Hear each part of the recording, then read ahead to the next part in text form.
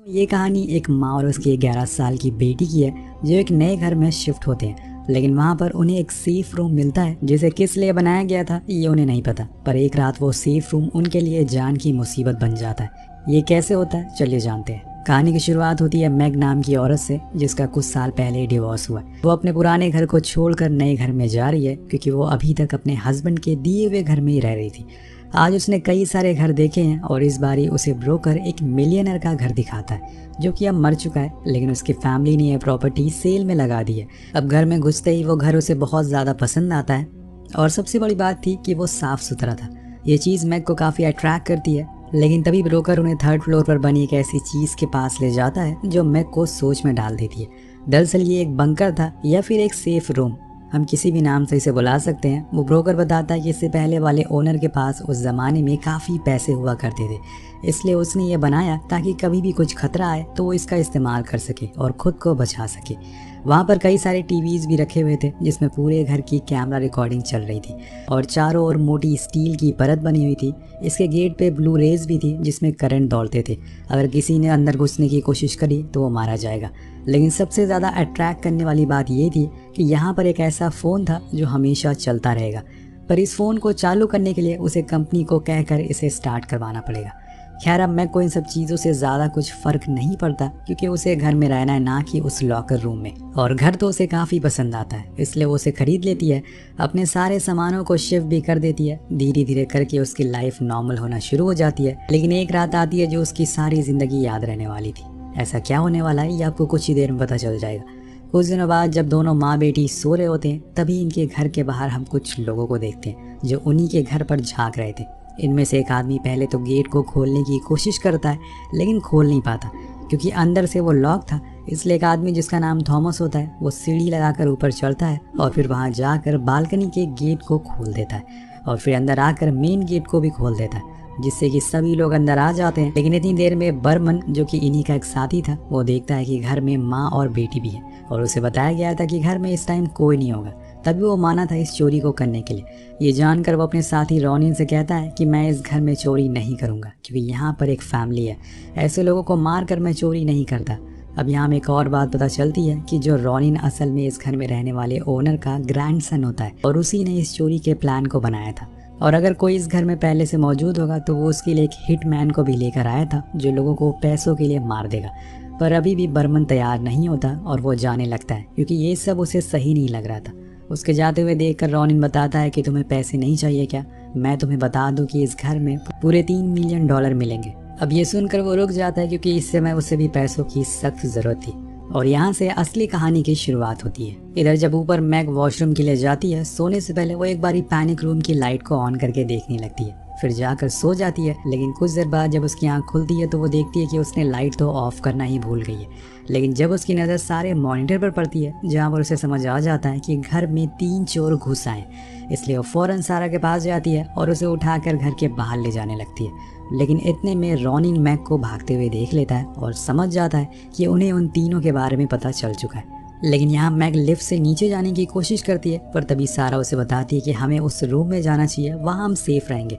तो वो फ़ौरन थर्ड फ्लोर पर पहुँचते हैं। लेकिन इतनी देर में वहाँ रॉनिन भी पहुँच चुका था, पर मैग बड़ी ही चालाकी से उसके रास्ते में एक चेयर रख देती है ताकि इतनी देर में वो रूम की ओर चली जाए। और ऐसा ही होता है, दोनों तुरंत अंदर जाते हैं और ख़ुद को लॉक कर लेते हैं। अब दोनों माँ बेटी बहुत ही डरे हुए थे, उन्हें समझ नहीं आ रहा था कि असल में ये लोग चाहते क्या है। अब यहाँ पर रॉनिन बहुत इरिटेट होने लगता है क्योंकि वो असल में जिस रूम की तलाश में था वो वही सेफ रूम था और उसी के अंदर वो पैसे रखे हुए हैं। लेकिन ये बात अभी तक मैग को पता नहीं है। उधर अंदर सेफ रूम में मैग अपना फ़ोन ढूंढती है लेकिन वो तो बेडरूम में ही छूट गया है, इसलिए वो उस रूम में लगे हुए फ़ोन को चेक करने लगती है लेकिन वो तो उसने ऑन ही नहीं करवाया। वही हिटमैन अपने लोगों से कहता है कि कहीं उसने पुलिस को फ़ोन तो नहीं कर दिया, हम सब पकड़े जाएंगे। लेकिन बर्नन बताता है कि ऐसा नहीं है, उसे ऐसा करने के लिए पहले उस फ़ोन को एक्टिवेट करना पड़ेगा जिसके लिए उसे हमारी कंपनी में कॉल करनी पड़ेगी। दरअसल जिस कंपनी में वो लॉकर है उसी कंपनी में बर्नन काम करता है और उसे उस जगह के बारे में A to Z सब कुछ पता है। लेकिन इधर दूसरी साइड मैग को एक बटन मिलती है जिसे प्रेस करने में वो घर के पूरे स्पीकर में एक साथ बोल सकती थी। तो वो उसमें बोलना शुरू करती है कि मैंने पुलिस को कॉल कर दिया है और वो कुछ ही देर में आ रही है। लेकिन यहाँ कैमरा में देखकर बर्नन उसे इशारे में कहता है कि तुम ऐसा नहीं कर सकती हो, जिसे देखकर मैग हैरान थी कि आखिर उसे ये बात कैसे पता है। इसके बाद वो स्पीकर में उनसे कहती है कि तुम्हें जो कुछ भी चाहिए वो सब ले लो और जितनी जल्दी हो सके यहाँ से चले जाओ। लेकिन यहाँ रॉनिन एक पेपर पर लिख कर उसे बताता है कि हमें जो चाहिए वो असल में उसी सेफ रूम में है, इसलिए तुम लोग बाहर आ जाओ, हम तुम्हें कुछ नहीं करेंगे।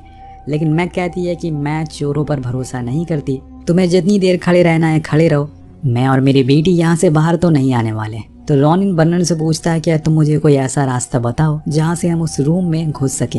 लेकिन वो उसे समझाता है कि ऐसा कोई रास्ता मौजूद ही नहीं है, जब तक उसे कोई अंदर से ना खोले हम अंदर नहीं जा सकते। तभी रॉनिन को एक आइडिया आता है, वो हिटमैन से कहकर उस जगह के फ्लोर को तोड़ना शुरू कर देता है जिसके ऊपर ये रूम बना हुआ था। लेकिन यहाँ बर्नन उसे फिर से समझाता है कि मैं ऐसे रूम पिछले 24 सालों से बना रहा हूँ, अगर इसमें जाना इतना आसान होता तो कोई भी इसे अपने घर पर नहीं लगवाता। उसकी कही हुई बात सच भी होती है, क्योंकि कुछ ही देर में उन्हें वॉल के पीछे एक स्टील की प्लेट दिख जाती है और अब उसे तोड़ पाना मुश्किल था। अब इस तोड़म ताड़ी की आवाज़ ऊपर बैठे दोनों को सुनाई देती है तो सारा अपनी मॉम से कहती है कि हमें डरने की ज़रूरत नहीं है, जब तक हम इस रूम में हैं हम सेफ हैं। लेकिन वहाँ नीचे रॉनिन के दिमाग में एक और आइडिया आता है कि क्यों ना हम उस रूम में जाने वाली पाइप में जहरीली गैस को छोड़ दें, जिससे उन दोनों का दम घुटने की वजह से वो दोनों बाहर ज़रूर आएंगे। ये आइडिया सभी को सही लगता है, इसलिए वो सिलेंडर लेकर आते हैं और उसकी पाइप को उस दूसरी पाइप में जोड़ देते हैं और थोड़ी ही देर में गैस पूरे रूम में फैलना शुरू हो जाती है। लेकिन यहाँ सारा रूम में 2 सूटकेस को खोलती है जिसके अंदर बहुत सी ज़रूरत के सामान थे, जिसकी मदद से वो कुछ दिन सर्वाइव कर सकती है। उसी में उसे एक फायर जैकेट भी मिलती है और लाइटर भी।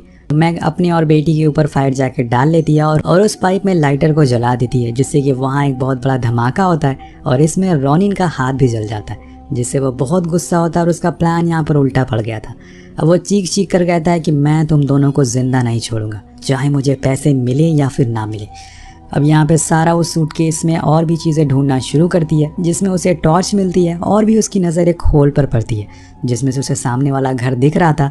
अब वो उस टॉर्च को उस पर फ्लैश करना शुरू करती है, शायद वो सामने वाला पड़ोसी उन्हें देख ले। अब यहाँ इनकी किस्मत अच्छी भी होती है, वो आदमी जाग जाता है, जिसके बाद ये लोग तेज तेज चिल्लाना शुरू कर देते हैं, पर उसे ये कोई नॉर्मल लाइट लगती है, इसलिए वो अपने गेट को बंद करके दोबारा सो जाता है और यहाँ पर इनकी उम्मीद पूरी तरह से टूट जाती है।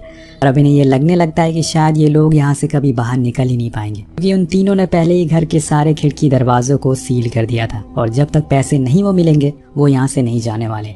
यहाँ मैं कैमरा में देखती है कि वो तीनों आपस में लड़ रहे हैं और नीचे जा रहे हैं, इसलिए वो अपनी बेटी से कहकर गेट को खुला रहने को बोलती है और खुद भागते हुए रूम में जाती है और वहाँ से अपना फ़ोन लेकर वापस आ जाती है। लेकिन इतने में नीचे उन्हें पता चल जाता है कि गेट खुल चुका है। वो तीनों भागते हुए ऊपर आते हैं, लेकिन तब तक वो अंदर जा चुकी थी। अब बाहर सभी इसी क्यूरोसिटी में थे कि आखिर वो अंदर क्या लेकर गई है। तभी हिटमैन को वहाँ पर चार्जर पड़ा हुआ मिलता है, जिससे वो समझ जाता है कि उसके हाथ में मोबाइल लग चुका है।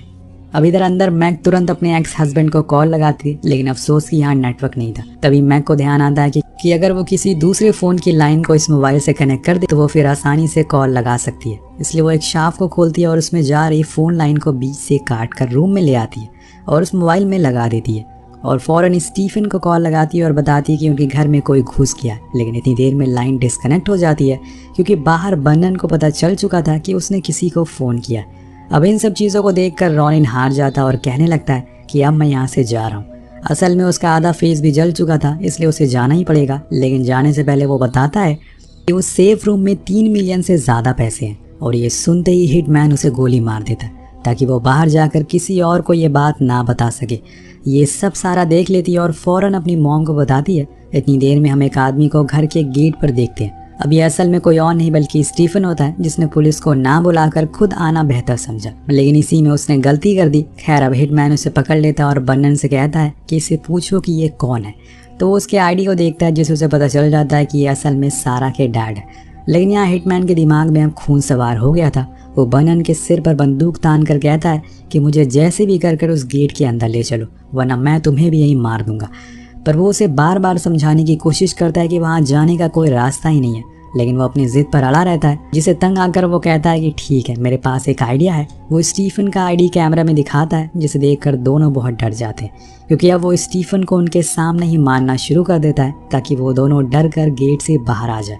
लेकिन यहाँ पर इससे बड़ी एक और मुसीबत आ जाती है मैग के लिए। अब सारा बेहोश हो जाती है क्योंकि उसे डायबिटीज़ है। अगर उसे कुछ ही देर में दवा नहीं मिली तो वो मर भी सकती है। मैग अब परेशान हो जाती है कि आखिर वो करे तो करे क्या। अब इतनी देर में वो कैमरा में देखती है कि वो लोग किसी को लेकर नीचे जा रहे हैं। शायद बर्नन और हिटमैन के बीच में लड़ाई हुई। तभी वो दूसरे कैमरा में देखती है कि बर्नन हिटमैन को घसीटते हुए नीचे लेकर जा रहा है, यानी कि ये सही मौका है दवाइयाँ लाने का।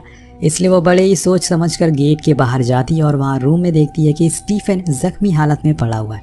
वो फौरन किचन में जाती है और मेडिसिन को ले लेती है, लेकिन ऊपर जाते समय वो हिटमैन को स्टीफन के कपड़ों में देख लेती है। दरअसल उन्होंने एक दूसरे के कपड़ों को चेंज कर लिया था ताकि मैग इनके जाल में फंस सके, और ऐसा होता भी है। सेफ रूम के कुछ ही दूरी पर हिटमैन मैग को देख लेता है और कहता है कि अब तुम्हारा कुछ नहीं हो सकता, चुपचाप खुद को हमारे हवाले कर दो। लेकिन मैग को कैसे भी करके उस लॉकर तक पहुंचना है, क्योंकि उसकी बेटी की जान खतरे में है, और इसीलिए वो उसे धक्का देकर वहां से ऊपर की ओर भागना शुरू कर देती है। लेकिन जैसे ही उस लॉकर के गेट पर जाती है, वहां उसे पहले ही बर्नन खड़ा हुआ मिलता है, और इतनी देर में पीछे से हिटमैन आ जाता है जो उसे उठाकर फेंक देता है, जिसके चक्कर में उसके हाथ से वो दवा भी गिर जाती है। लेकिन अब दोनों ही उस रूम के अंदर होते हैं और बाहर मैग के पास वो बंदूक थी, इसलिए बर्नन तुरंत गेट को बंद करने लगता है। लेकिन मैग इतनी देर में अपनी बेटी की दवा उस रूम में फेंक देती है। यहाँ पर जल्दीबाजी में गेट में हिटमैन की उंगली भी फंस जाती है, जिस वजह से वो दर्द के मारे चिल्लाना शुरू करता है और गेट को खोलने को कहता है। पर यहाँ बर्नन उसे बताता है कि मैग के पास बंदूक है, अगर हम बाहर गए तो पक्का वो हमें मार देगी। उनकी ये बात ही मैग सुन लेती है और बंदूक को उठाकर उस रूम की ओर कर देती है। वो बस अपनी बेटी को बचाना चाहती थी, लेकिन यहाँ वो बेबस थी क्योंकि उसकी बेटी अंदर मर रही है। इसलिए वो फौरन बर्नन से कहती है कि उसकी बेटी को वो दवा दे दे। वो वादा करती है कि वो उन्हें कुछ नहीं करेगी, पर अगर ऐसा नहीं हुआ तो वो फिर उन्हें जिंदा नहीं छोड़ेगी। बर्नन कहता है कि ठीक है, लेकिन पहले तुम नीचे जाओ। वो नीचे चली जाती है, जिसके बाद बर्नन गेट को खोलता है ताकि हिटमैन की उंगली छूट सके, और फिर वो सारा को मेडिसिन दे देता है। उससे बताता है कि मेरी भी तुम्हारी तरह एक बेटी है, लेकिन मेरी कुछ मजबूरी है, इसलिए मैं ये कर रहा हूँ कि अगर तुमने किसी को बाहर अंदर आने दिया या फिर पुलिस को कॉल किया तो मैं तुम्हारी बेटी का वही असर करूँगा जो तुमने सोचा भी नहीं होगा। तभी अचानक से गेट पर कोई आता है, और ये कोई और नहीं बल्कि पुलिस थी, जिसे स्टीफन ने यहाँ आने से पहले ही कॉल कर दिया था। लेकिन मैग कहती है कि यहाँ पर सब कुछ ठीक है, आप लोग यहाँ से चले जाइए सर। वो ऑफिसर कहता है कि अगर तुम्हें किसी चीज़ का डर है तो हमें बस एक आंख झपका कर इशारा कर दो। लेकिन ऐसा कुछ नहीं करती वो, क्योंकि उसे अपनी बेटी की जान बचानी है। उधर ऊपर रूम में बर्नन उस लॉकर में लगी तिजोरी को फाइनली तोड़ देता है और फिर उसके अंदर रखे नोट बैरल को निकाल लेता है, जो असल में 3 मिलियन के नहीं बल्कि 22 मिलियन डॉलर के थे, जिन्हें लेकर वो बाहर आने लगते हैं। पर यहाँ उनका सामना हो जाता है स्टीफन से, जिसके साथ में बंदूक थी और निशाने पर था बर्नन।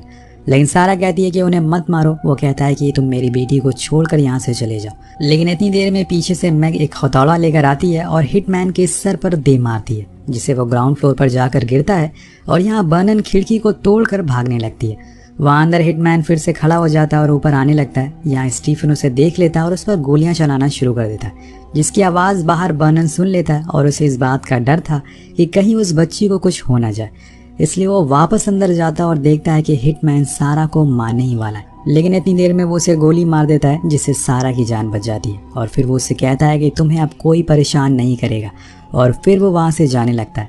पर जैसे ही वो दीवारों को फांदता है, तभी वहाँ पुलिस आ जाती है और उसे पकड़ लेती है। उसके हाथ में जो 22 मिलियन डॉलर के बैरल थे वो उन्हें छोड़ देता है, और वो हवा में उड़कर कहीं और चले जाते हैं। अब यहाँ उसने सबकी जान बचाने की कोशिश करी, लेकिन ऑफिसर उसे पकड़ लेते हैं। हालांकि वो अच्छा इंसान था, लेकिन पैसों की तलब किसी भी अच्छे इंसान को बुरा बना सकती है, और यहाँ बर्नन के साथ भी यही हुआ था।